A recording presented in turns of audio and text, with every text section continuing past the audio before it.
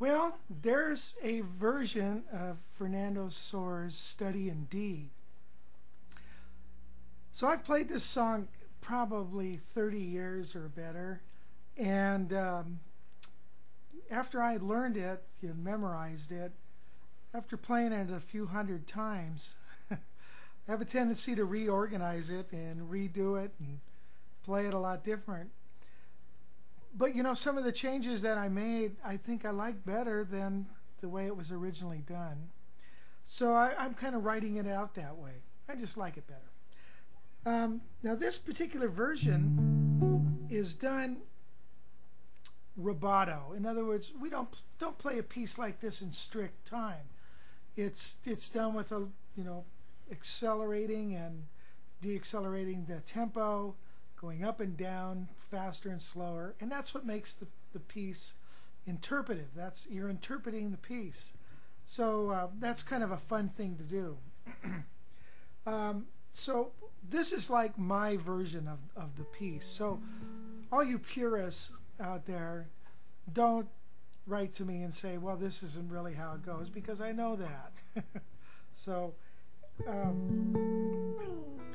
but I like it anyways, and if you like to play this version of it, I think you'll enjoy it.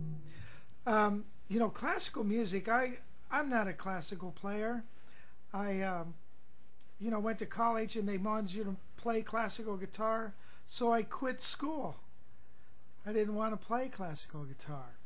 But after a while, I you know, I kind of wanted to a little bit, enough to be dangerous, I guess. But I messed around with it a little bit. I kind of like what Wes Montgomery said about it. He said, I don't like to listen to classical guitar because then I feel like, wow, I should be doing this. So I just like to learn a few variations of it, a few little pieces, and it's fun. It's really fun. This particular piece I've played at tons of weddings. It works great.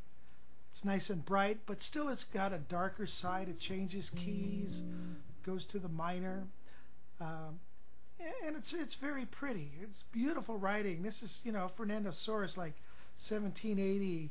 So he probably wrote this, I don't know, somewhere between 1780 and 1839, somewhere there. So it's a couple hundred years old. People are still playing it. But anyway, it's a pretty doable piece, and it's real pretty. So let's get into it. We'll take it note for note, and then we're going to do a little improv with it at the very end. Here we go.